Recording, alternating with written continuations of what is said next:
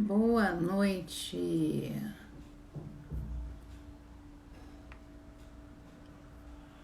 Tudo bem, gente? Estou tentando botar aqui. Ah,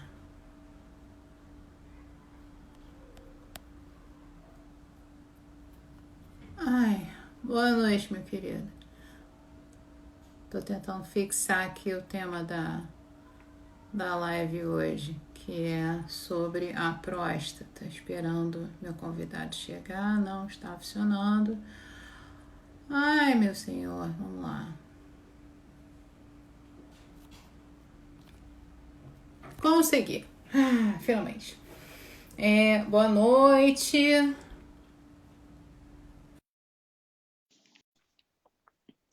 Olá, boa noite a todos. Estamos aqui reunidos no mesmo bate-canal, no mesmo bate-hora, para mais uma live.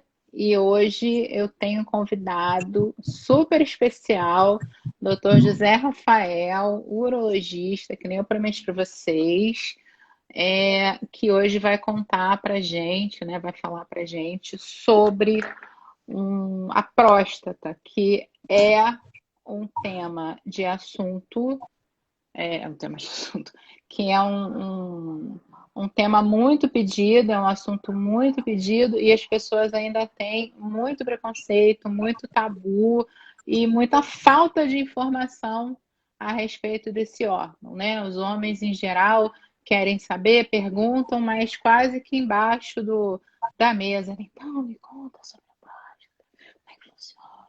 Né? Rola uma vergonha, não, mas vai achar que eu sou gay. E aí eu trouxe aqui o especialíssimo doutor Rafael para contar para a gente sobre esse detalhe. Bem-vindo, doutor, por gentileza, conte para nós sobre esse misterioso órgão do aparelho genital masculino, reprodutor masculino. Obrigado, obrigado, Paula. Boa noite a todos, né? Então vamos fazer uma breve apresentação explicando o que é a próstata, né? Que é um órgão tão falado, mas não é tão conhecido suas especificidades, né? A próstata ela é uma glândula pequena, né? Que fica na região pélvica e por dentro da próstata passa o canal da urina, que a gente chama de uretra, né? Então a uretra ela é um canal que passa pelo pênis, passa por uma musculatura fina que é o esfíncter, que dá controle urinário, passa pela próstata e desemboca na bexiga, né? E a urina faz essa passagem aí. A função da próstata ela é, como uma glândula, produzir substâncias e secreções que vão compor o sêmen masculino, tá? Essa é a função dela, tá? E o principal da próstata é, é o câncer de próstata, né? Que é o câncer que mais acomete homens, né? E é de extrema importância. Então, o que que acontece? A partir dos 40 anos, é sempre válido a gente fazer os exames de PSA, tá? Que é um exame de sangue. A primeira dúvida que as pessoas têm é: só o PSA adianta para detectar câncer de próstata? E a outra dúvida é: o PSA é bom ou não serve para nada, tá? Porque a gente sabe que existe o exame de toque e as pessoas ficam um pouco perdidas entre essas duas coisas, tá? O PSA é um ótimo exame, tá? Excelente, você vai colher o sangue, ele muito provavelmente vai dar alterado se você tiver algum problema na próstata, mas não necessariamente um câncer de próstata. Porque o PSA ele também vai subir na doença da próstata benigna, na doença inflamatória da próstata, que é a prostatite, e pode subir por outros fatores também, tá? Até com relação à coleta, tá? Então, ele é um marcador muito bom, tá? Porque ele geralmente no câncer de próstata ele logo vai aumentar. Só que você com o PSA aumentado não quer dizer que tem um câncer de próstata, mas tem que ficar de olho. Por que não fazer só o PSA? Porque existe câncer de próstata que não altera o PSA. Ele é um tipo de câncer de próstata mais raro, não é o mais comum. O mais comum é você ter uma alteração do PSA. Mas tem pacientes com PSA baixo que a gente no toque vê alterações. Eita, começou trava-trava.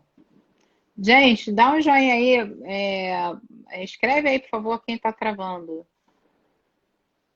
Tá, voltou. Voltou.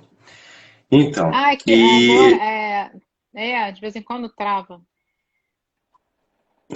então às vezes você tem uma PSA normal, mas o toque está alterado. Você faz a biópsia e pode ter um câncer de próstata mesmo com PSA normal.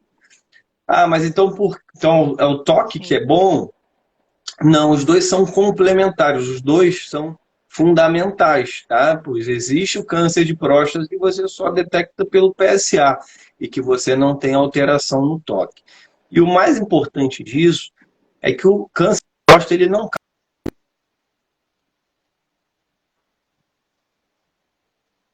É por isso que é necessário você, a partir de uma certa idade, começar a fazer o PSA e o toque, tá?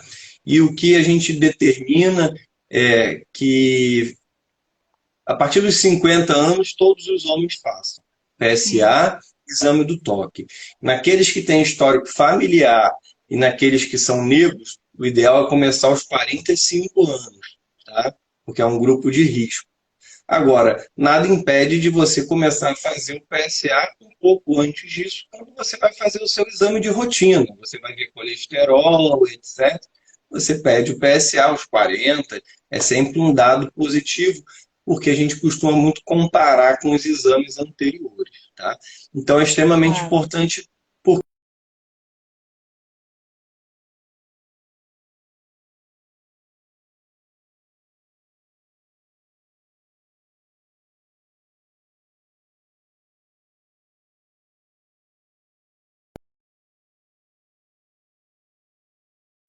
Que dificuldade de urinar, acordar à noite para fazer xixi, e várias vezes no banheiro fazer um pouquinho, ter que fazer força para urinar, ter aquela sensação que não esvaziou totalmente a bexiga. Isso geralmente são sintomas da hiperplasia prostática benigna, que a maioria dos homens vai ter em algum momento da sua vida, mas isso vai depender de pessoa para pessoa. Uns vão ter mais cedo, outros vão ter mais tarde. Isso é decorrente do aumento da próstata. Por quê? O canal da urina, ele passa no meio da próstata. Então, quando ela começa a crescer, ela cresce para fora, mas também cresce para dentro. Então, ela começa a obstruir. E essa obstrução que causa esses sintomas, entendeu? Entendi. E, doutor, uma dúvida. Por que que os homens que têm câncer na próstata, eles precisam retirar toda a próstata? Porque, por exemplo, uma mulher que tem câncer de mama, muitas vezes ela retira só um pedaço da mama. Não sei hoje, né, se de repente se tira tudo, mas até uns anos atrás você podia tirar um pedaço, alguma coisa assim. E o homem não, ele fica, tira tudo, não é isso? E o que compromete a ereção da maioria deles, sobretudo os que têm mais idade, né? Então, existe essa necessidade ou efetivo, é uma questão de precaução mesmo, né? É, é porque a técnica cirúrgica para o tratamento do câncer de próstata é com a retirada da próstata toda, entendeu? Você não consegue cirurgicamente definir o local da tumoração para que você Entendi. possa fazer uma prostatectomia parcial, tá? Não existe essa possibilidade. A próstata, ela não tem correlação com a ereção. O problema é que, ao retirar a próstata na cirurgia, os nervos que são responsáveis pela ereção passam muito próximo da próstata, tá? E você acaba tendo uma lesão desses nervos porque você tem que tirar a próstata toda para a cirurgia ser oncologicamente eficaz, né? Entendi. Hoje a gente tem técnicas, principalmente na cirurgia robótica, que tentam preservar esses nervos, e isso pode te dar um resultado cirúrgico melhor com relação à perda da ereção, só que ainda não temos uma comprovação estatística muito forte de que a cirurgia robótica, que hoje é a técnica mais moderna, que ela vai fazer muita diferença se o paciente depois vai ter a sua função sexual prejudicada ou não. Entendi. Isso pode ir mudando conforme o passar do tempo e os resultados acabarem sendo melhores. Tá? Mas estatisticamente a gente não pode dizer que quem faz a cirurgia aberta vai ficar impotente e quem faz a robótica não vai ficar impotente. Tá? Pode ser que isso mude no futuro, com os próximos trabalhos, mas ainda não tem uma correlação estatística muito grande. Entendi. Agora, existem outros tratamentos que não a cirurgia, tá?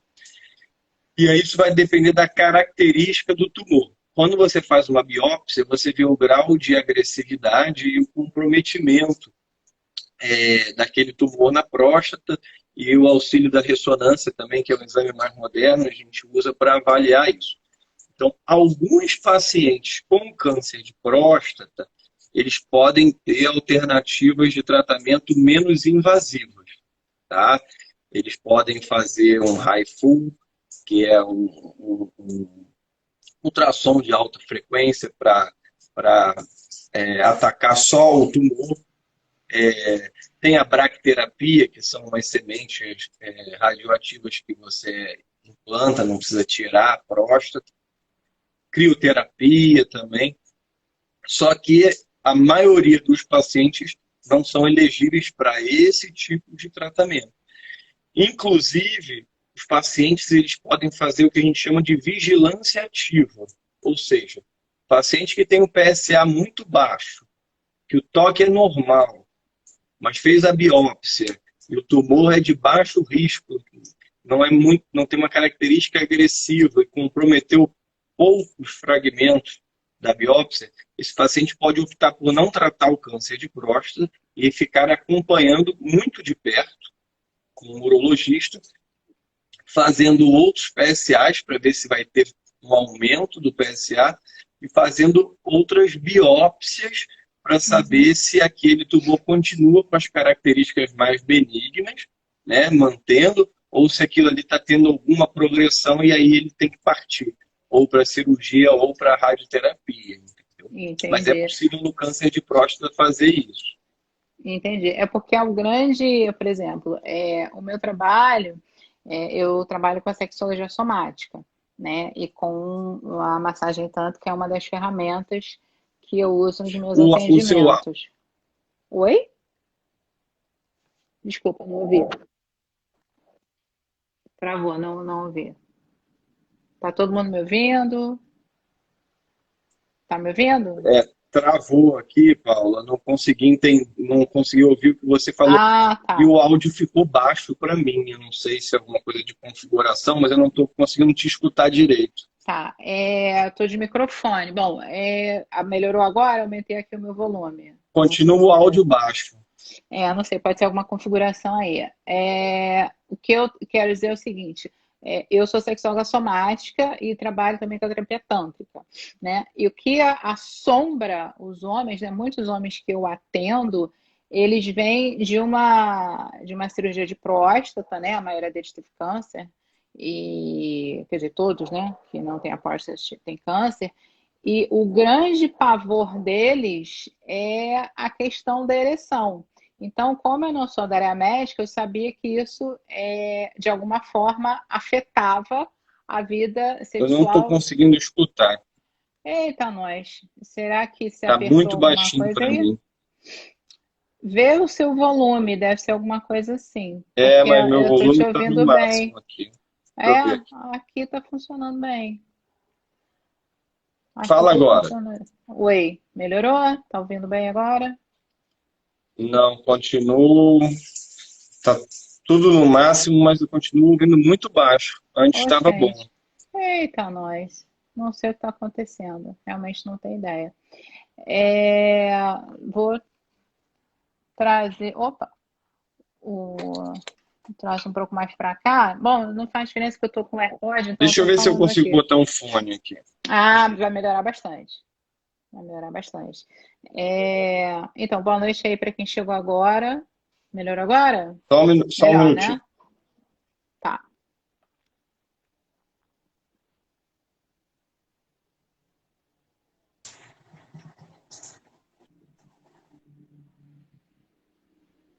Melhor? Começou o trava-trava do Instagram. Ai, meu Deus.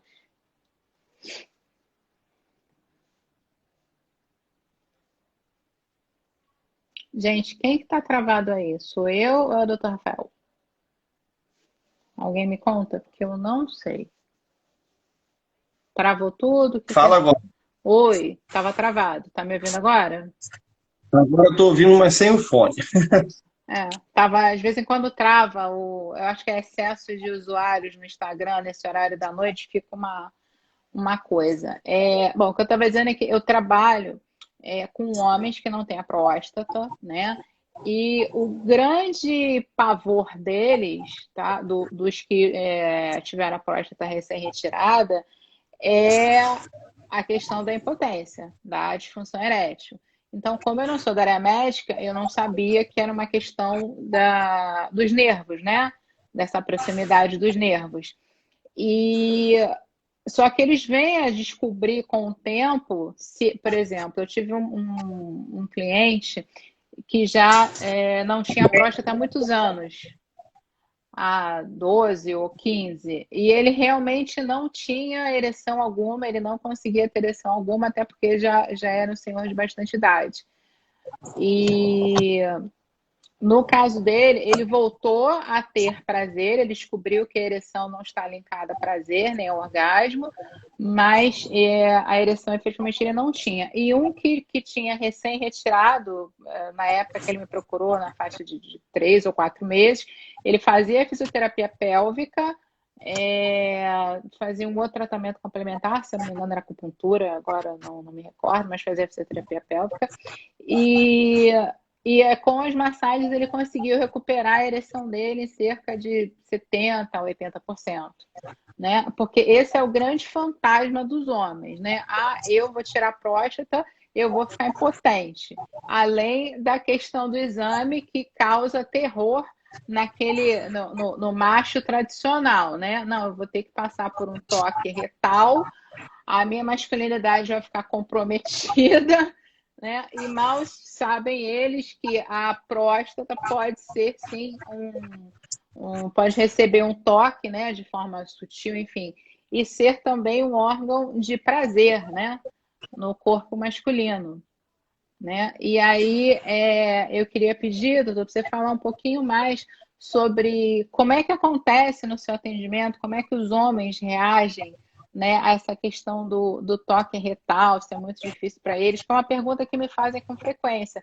Só que o meu foco é trabalho no prazer, eu faço um mapeamento corporal do prazer no corpo da pessoa. Eu não tenho foco, né? Não sou da área médica, então eu não trato a dor, digamos assim. Eu reensino o prazer.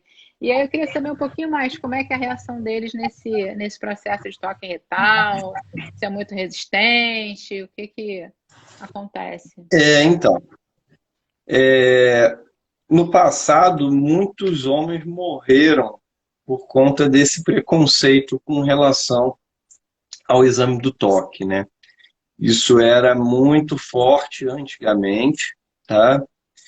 E eu acredito que hoje tem uma influência muito cultural e que tem alguma alteração também com relação à localização geográfica, né? Se você está no grande centro, se você está no interior, se você está no sudeste, se você está no nordeste, no sul, porque a gente tem, o nosso país é muito grande, então a gente tem uma alteração, uma diversidade cultural, né?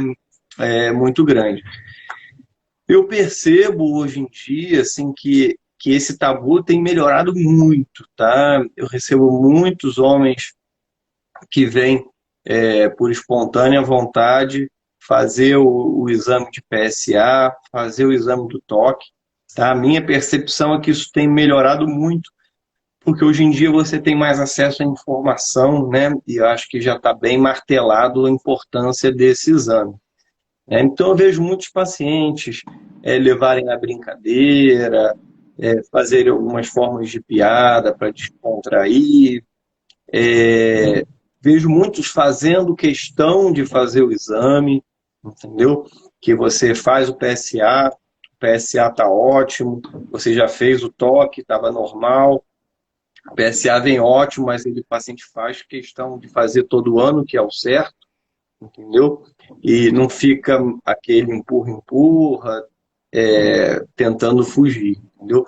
Hoje, eu, pelo menos, percebo no meu público, no consultório, uma aceitação muito boa, Ah, isso é tá? ótimo.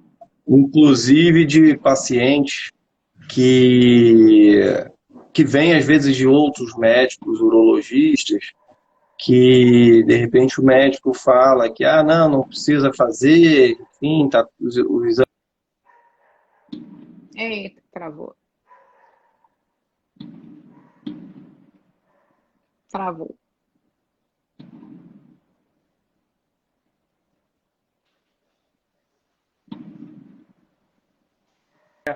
Porque a gente vê que deve fazer todo ano e tal. Então, isso eu acho que tem melhorado bastante. Tá? Sim. Tá, lógico que sempre tem um ou outro, mas uma coisa muito importante, às vezes tem aquele que a mulher leva, né? A mulher faz questão, a esposa, ou o parceiro, e aí ele vai fazer. E isso é uma questão muito importante. O mais importante de tudo é que o homem vá ao urologista. Tá? Ele não vai ser obrigado a fazer o toque. Ninguém vai fazer nada contra a vontade dele. Claro. Tá? Mas é mais válido você pegar aquele homem que tem todo esse tabu, esse preconceito, e ele vai no urologista, vai fazer um acompanhamento, mesmo que ele se negue a fazer o toque, ele vai estar ali fazendo PSA, fazendo outros exames, estabelecendo uma relação médico-paciente. E a gente pode quebrar esse tabu ao longo do tempo. Né? É melhor um acompanhamento pela metade do que nenhum acompanhamento. Entendeu? Não, com certeza, com certeza. Inclusive, eu recomendo que os meus clientes vão ao urologista que faça exame de próstata, inclusive porque já aconteceu de fazer. Oi? Quê? Eu voltei a não escutar você falando, está muito baixo de novo. Eita, nós. Ô, gente, não sei o que está Agora acontecendo. Esse Instagram, o seu áudio fica mais baixo, mais alto, agora está mais alto, está mais baixo, mas eu continuo ouvindo. Tá ouvindo agora? Melhorou? Estou ouvindo. Tá.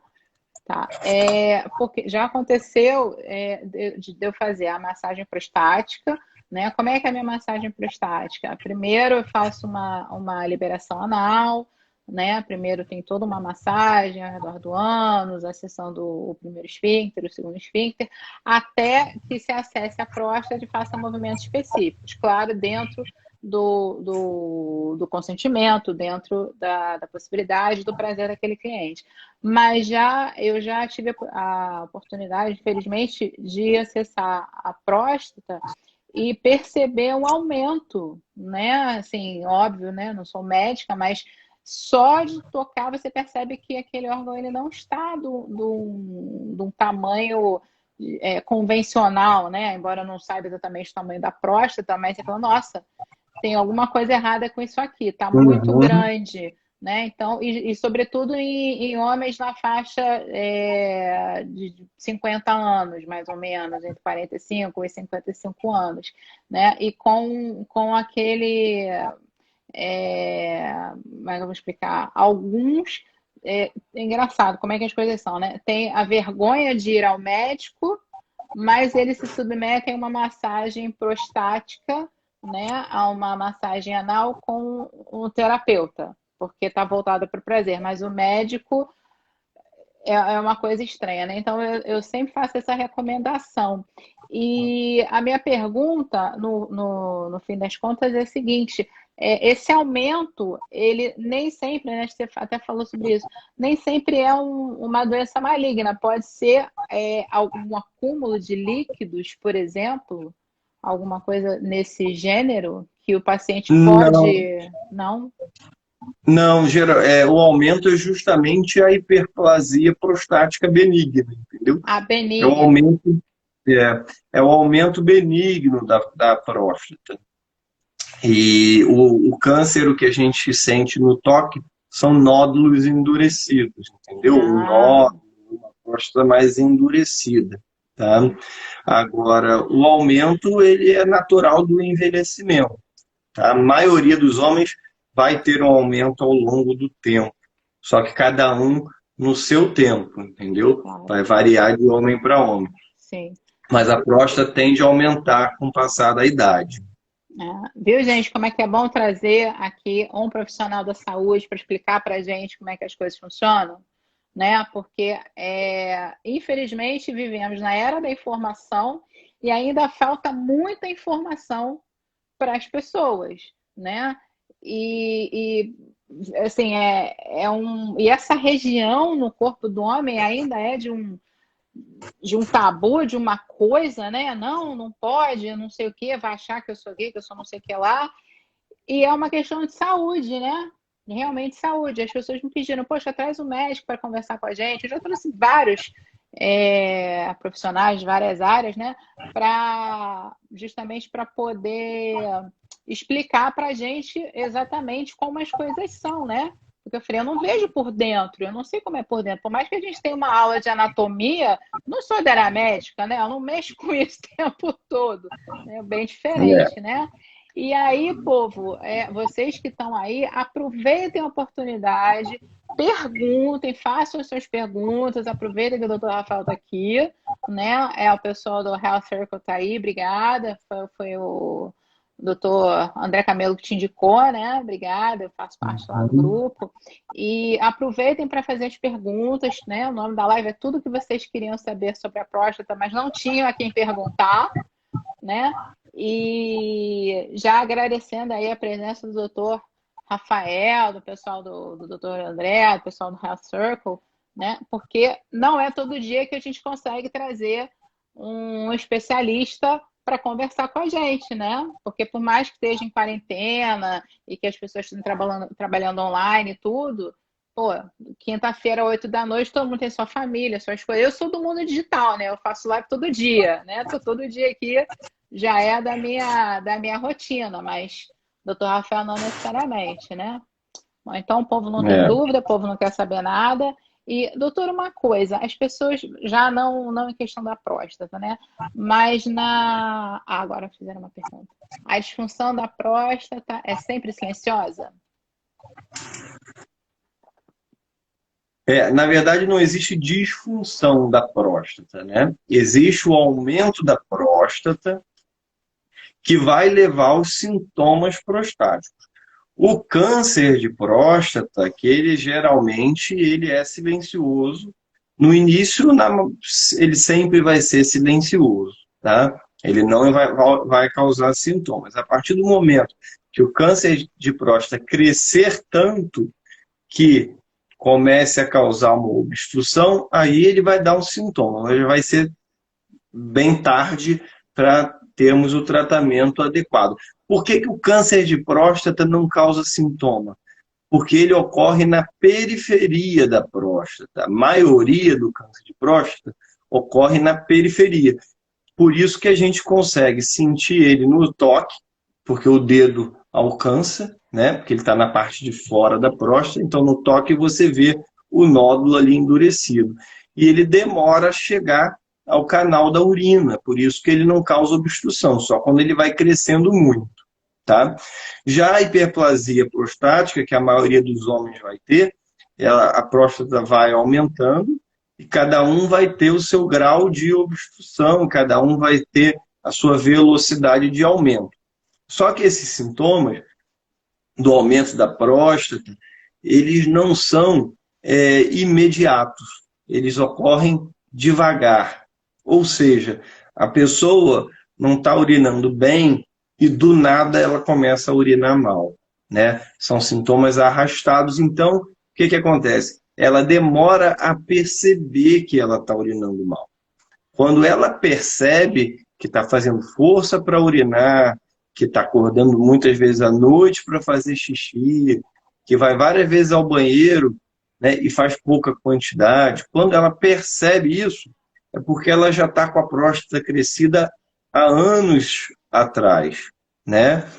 E aí você perde um pouco o timing do tratamento, tá? Que o tratamento para hiperplasia prostática, que é a doença benigna, ele é feito com medicação, né, que combate a obstrução e diminui a próstata. E ele pode ser o tratamento cirúrgico, onde você faz uma raspagem da próstata, sem tirar ela toda, só para desobstruir, e que não causa disfunção erétil, esse tipo de tratamento, entendeu? Mas o ideal, o acompanhamento com um urologista, de rotina, né? Assim como a mulher vai no seu ginecologista e vai desde a adolescência, o homem deveria ter o seu urologista desde a adolescência, tá? Para ver outras coisas que não a próstata, né? Infertilidade, DST, prevenção, vacinação, tumor de testículo, tumor de rim, são tumores que dão em jovens também, né? Sim. E toda a parte sexual que a gente trabalha também. Então, o homem deveria procurar o urologista como a mulher procura o ginecologista, desde cedo. Tá? E quando chega na idade dos sintomas, a gente consegue no dia a dia fazer com que o paciente perceba que realmente ele está começando alguma alteração para urinar. A gente tem exames que ajudam a gente a mostrar isso, se o jato está forte, se não está, para a gente poder tratar precocemente e evitar uma cirurgia ou então postergá-la, entendeu? Quanto antes a gente descobre os problemas, mais fácil de tratar, entendeu? Com certeza. Pô, perfeito. E, doutor, eu queria uma outra pergunta. É o seguinte, pode explicar para a gente, assim, como é que é exatamente o mecanismo da ejaculação? Porque isso é um reflexo fisiológico do corpo, né? Assim, como eu trabalho com a sexologia somática, a gente já entendeu que o orgasmo não sempre, não necessariamente, ele está linkado à questão da ejaculação. E o homem que ele tem a ejaculação inesperada, nem sempre ele tem orgasmo. Ele só tem efetivamente a ejaculação. E aí muitas pessoas perguntam, muitas pessoas têm essa curiosidade, mas como é que é a ejaculação? Como é que funciona? Vem o líquido daqui, vem dali, junta aqui, faz uma misturinha. E o que faz isso aí? Qual é o reflexo, né, medular exatamente que faz com que isso aconteça? Por favor. Tanto a ereção quanto a ejaculação, ela tem um mecanismo bem complexo, né? A ereção, ela envolve a parte vascular, porque a ereção é o fluxo de sangue para o pênis, né? Então a gente precisa dessa vascularização, mas esse fluxo de sangue ele é controlado por diversas substâncias neurológicas mesmo, né? Neurohormonais. Então você vai ter o estímulo sexual, que pode ser visual, pode ser tátil, né? Pode ser apenas em pensamento, e aquilo vai gerar uma excitação que vai liberar substâncias que são vasodilatadoras, ou seja, abrem os vasos sanguíneos periféricos do pênis, e aí você tem um mecanismo de ereção, né? Então você tem que estar com esses componentes funcionando adequadamente. A ejaculação, né? O sêmen ele é composto de secreção produzida pelos testículos, né? Que são quem produzem os espermatozoides, né? Secreção prostática, que é uma glândula, e secreções uretrais, né, que estão no canal da urina, né? E esse sêmen ele fica acumulado nas vesículas seminais, tá? Então, o que é produzido no testículo vai se acumular nas vesículas seminais. O orgasmo, ele, ele tem um mecanismo que é mais neurológico, neuroendócrino também, que os hormônios estão atuando nesse sentido. E aí, quando você tem esse disparo, a vesícula seminal contrai e sai aquele esperma que está acumulado, sai para o canal de secreção prostática, que ele é formado, e também com as secreções uretrais. Por isso que, quando o paciente faz vasectomia, que você liga a passagem do testículo, né, para as vesículas seminais, o paciente não tem nenhuma alteração de ereção, quem faz vasectomia, e ele também não perde a ejaculação, só que o sêmen dele não vai ter espermatozoide, mas ele ainda vai ter secreção prostática, né, e uretral. Então ele continua ejaculando. E a própria cirurgia prostática, que você retira a próstata e retira as vesículas seminais, o paciente ainda vai ter ejaculação.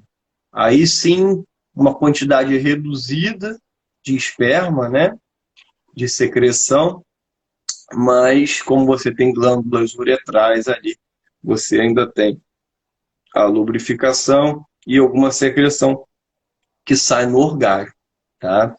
E a ereção ela é muito importante para isso, mas o paciente ele não precisa de ereção para chegar a um orgasmo, que é tudo um controle mais psíquico e neurológico, né?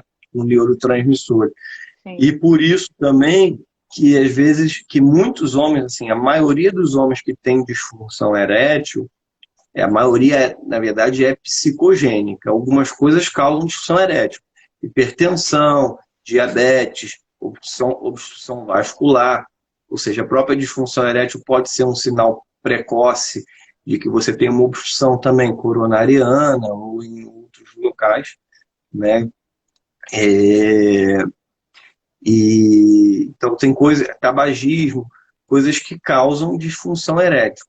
Mas a grande maioria é psíquica, né? Psicogênica. Sim, Porque sim. quando você tem qualquer medo, qualquer ansiedade, qualquer cobrança, você tem liberação de adrenalina.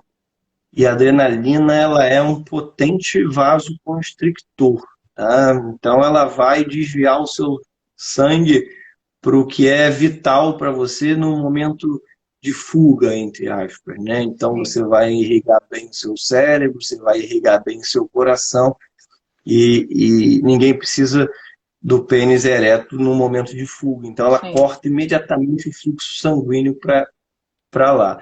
Então até eu costumo brincar com os pacientes. Às vezes ele está com uma ereção plena, né? Se ele olha para o pênis porque está inseguro, para se certificar que o pênis está realmente no máximo da rigidez, no mesmo momento a ereção começa a se desfazer, de tão Sim. rápido que é a adrenalina agindo, né? Sim, sim, sem dúvida. Todos os casos, quer dizer, eu só atendo casos de disfunção erétil, efetivamente, quando é um problema psíquico, né? Não trato causas orgânicas, mas é impressionante que dos 23 aos 65 atinge homens. Né? Você falando como um rapaz de 23 anos, de 25 anos, tem disfunção erétil. Na verdade, ele tem um psicológico abalado, ele se cobra tanto, ele tem tanta neurose pela performance, né, a cobrança dos filmes pornôs e tudo mais, que ele acaba acreditando que tem uma disfunção erétil. Né? E da mesma forma, um homem de 65, lógico, não é a mesma coisa, a gente sabe que não, mas é o mesmo tipo de cobrança. É a mesma neurose de eu tenho que ter uma performance. E aí simplesmente nada acontece, nada acontece. e temos que fazer todo um mapeamento, toda uma conversa até chegar nas causas. Olha, um dos casos que eu atendi muito curioso foi de um rapaz, né, bem jovem, 26 anos, 27. A causa, né, entre aspas, da disfunção erétil que ele supostamente apresentava, que no fim não era uma disfunção erétil, era o medo do pai dele achar que ele era gay.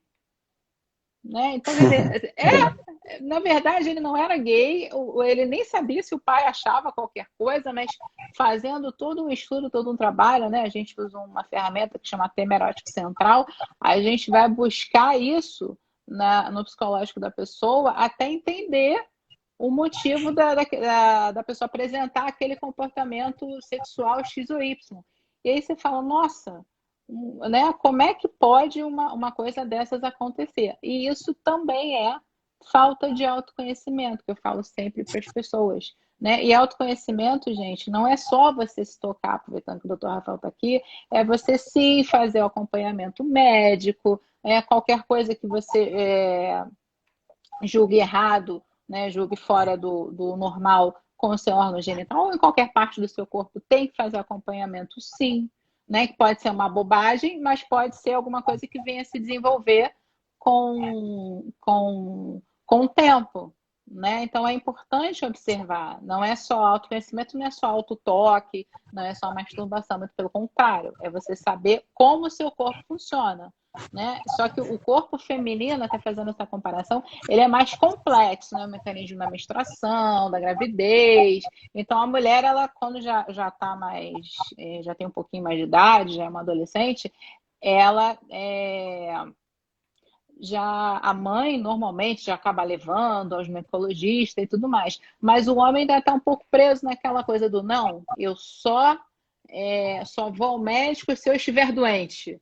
Né? Só vou ao médico se eu tiver um problema. Não faz a profilaxia, que é extremamente recomendada, sobretudo porque eu estava lendo um dia desses que o índice de câncer de pênis tem aumentado, né? Que isso aumentou, não sei exatamente por quê. Estava lendo essa notícia. E como pode aumentar se é uma... Quer dizer, tudo pode, né? Mas você vê lá, a mulher tem um câncer de útero, de ovário, ela não está vendo, ela não está sentindo, mas o homem, ele está vendo o pênis dele. Mas ele acha que tem tanto algum preconceito ainda que não faz essa profilaxia, né? Que deveria. Tem um comentário aqui, a esposa do André. Legal. Tá enviando para alguns assistirem. Tá, só aproveitando esse comentário, essa live, ela fica salva. Bom, até ontem as lives ficavam salvas no Stories. Ontem, quando eu fui salvar minha live, eu só consegui salvar para o IGTV. Fica salva do mesmo jeito. E só que uma fica no Stories e outra fica no feed. E aí eu subo depois, né? De ontem eu só consegui fazer hoje, pro meu canal do YouTube. A live fica salva lá para quem quiser assistir. Depois é só me chamar no direct ou no meu WhatsApp que eu mando o link. Tá? Fica salva. Aí a gente não perde a informação porque é muito importante. Né? Prossiga, doutor, desculpa. Foi falar e acabei cortando.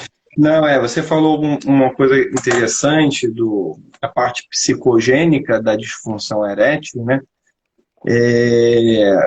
Que você trata esses pacientes que têm essa alteração psicogênica. Mas talvez a alteração psicogênica ela esteja influenciando todos os homens com disfunção erétil, entendeu?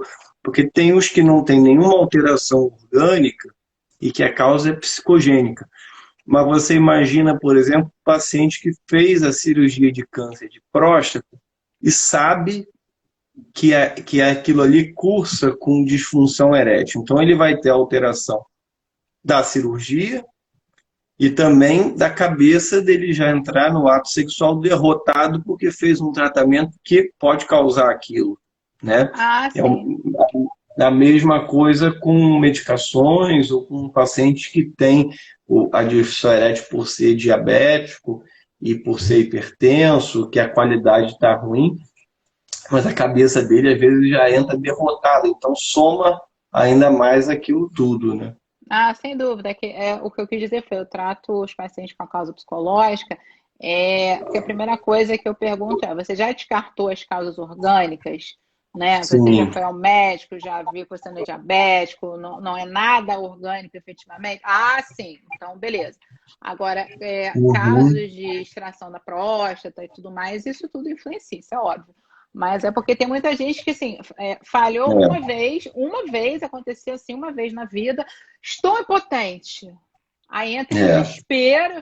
É porque o homem se amedronta muito com isso, né? Ai, Culturalmente, ele tem aquela coisa de ter que funcionar sempre, de ter que querer ter relação sexual sempre, não se ele está com vontade e está com desejo, né? Ele tem culturalmente aquela coisa de que ele tem que estar sempre pronto para comparecer e que tem que sempre mandar bem, né? E aí isso às vezes contribui até para um quadro de disfunção erétil quando ele vai ter a relação sexual, não porque ele está com desejo, porque ele vai fazer o papel dele de homem ali, de comparecer, e aí acaba que pode não funcionar legal, e aí ele ganha um outro problema, né? Que aí ele passa a se achar impotente, e aí aquilo ele vai virando uma bola de neve, sem né? dúvida. Se naquela ele já não conseguiu, a próxima ele está mais nervoso ainda. Aí Sim, a outra exatamente. ele está desesperado, entendeu? E aí que ele vai piorando. Isso tem que ser, você tem que cortar o mal pela raiz, senão você pega os pacientes completamente desesperados com relação ao sexo, completamente travados e derrotados e tal, Sim, sem entendeu? dúvida. Um dos grandes vilões, talvez o maior vilão disso tudo, né? É o filme pornográfico, porque mostra assim, eu aconselho as pessoas a não assistirem pornografia, porque é uma realidade que não existe, né? Aquilo ali não existe, aquilo é uma Uhum. fantasia, né? E até brinco com as pessoas que assistem as minhas lives, tal, meu público, eu falo, gente, ninguém vai abrir a porta para o motoboy de calcinha, né? Os homens, em geral, não têm pênis de 30 centímetros, né? Então a pessoa cresce vendo aquilo e acha que aquele negócio é real. E aí, quando começa a vida sexual, sobretudo o adolescente, o jovenzinho, eles cobram muito. Não, imagina, eu vi no filme pornô que, nossa, que acontece assim, assado. Eu falei, gente, para, aquilo é fantasia. Ninguém faz sexo Uhum. daquele jeito, né? Aquilo ali é tudo Isso é muito montado. importante, essa consciência, né? Sim, mas e ainda mais hoje, né? Que assim, qualquer pessoa com celular acessa qualquer coisa, né? É. Inclusive coisas bem menos aconselháveis, né? Lamentavelmente. Mas, enfim, pessoas, perguntas, aproveitem, aproveitem. Vocês não estão aproveitando, tá? Depois vocês vão lá no direct reclamar comigo. Ah, mas você tá falando, eu queria falar, eu queria me perguntar. Porque o povo morre de vergonha, é impressionante. Mas vai lá no direct, fica lá, e aí? O que que é? O que que é? Perguntem, crianças, perguntem, meus filhos, meus amados. Ninguém quer perguntar nada? Então tá. Então tá bom. Então vou perguntar no direct depois. Olha só, siga o doutor Rafael, é arroba jrbotino, não é isso? Isso, com dois Bo- T's. Botino com dois T's de tatu, tá? Sigam o doutor Rafael, sigam arroba Health Circle, eu não me lembro se tem underline, gente. Procura Health Circle, se vocês não acharem, vão lá nas pessoas que eu estou seguindo, vocês vão achar, que é o grupo de profissionais da saúde que eu faço parte. Só tem gente top ali também, doutor André Camelo, enfim, uma galera muito bacana. E obrigada a todo mundo que compareceu aqui. Já que vocês não têm mais perguntas, eu não vou mais alugar o doutor Rafael, não vou mais deixar ele aqui olhando, né? Porque vocês não querem saber. E agradecer muito, muito mesmo, doutor Rafael, doutor José Rafael, né? Rafael é nome de anjo, né? A gente automaticamente já vai no Rafael, no Miguel, né? Muito, muito obrigada pela sua presença, pelas suas informações. Tá aqui, ó, healthcircle.oficial. Ótimo, gente. Copiem, sigam lá, tá? Muito obrigada e sempre que possível, que tiver disponibilidade, está convidado para voltar aqui no canal, para conversar com a gente, tirar dúvidas. né? E assim, foi incrível, porque mesmo nós que somos da área da sexualidade, nós também temos muitas dúvidas, né? Porque a gente não estuda uma anatomia em profundidade. Né? Como eu falei, a gente trabalha Uhum. no prazer, não na dor, entre aspas, né? A gente só ajuda as pessoas. Então, muitas vezes a gente fica, né, poxa vida, né? Eu precisava de um atlas de anatomia aqui agora. Mas foi ótimo. Muito, muito obrigada mesmo. Obrigada a todo mundo Que aí que bom. assistiu, tá? Eu que Foi agradeço a super. oportunidade, tá? Joia. Obrigada a todos e até a próxima. Amanhã tem mais live, tá, gente? Tchau, Tchau, boa gente. noite Tchau, a doutor. todos. Obrigada. Um beijo. Obrigada. Tchau. Beijo.